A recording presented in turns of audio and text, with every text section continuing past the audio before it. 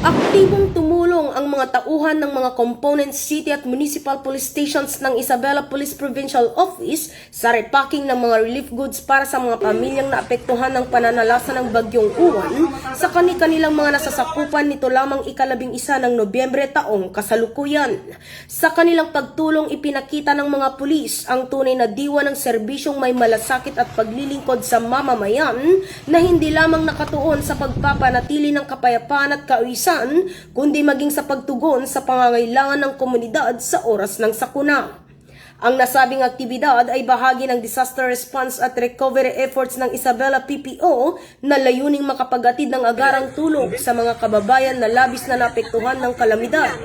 Sa pamamagitan ng pagtutulungan ng mga pulis at ng lokal na pamahalaan, muling naipadama ang espiritu ng bayanihan at pagkakaisa sa gitna ng pagsubok.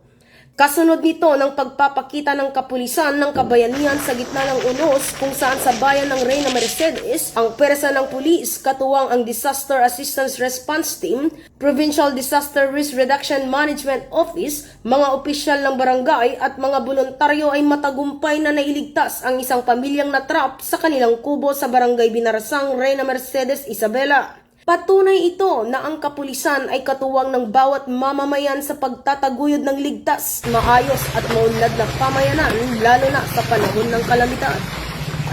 Mula dito sa Lambak ng Cagayan, ako ang inyong Police News Network Correspondent, Patrolwoman Jerilyn Colico, alagad ng batas, tagataguyod ng balitang pulis.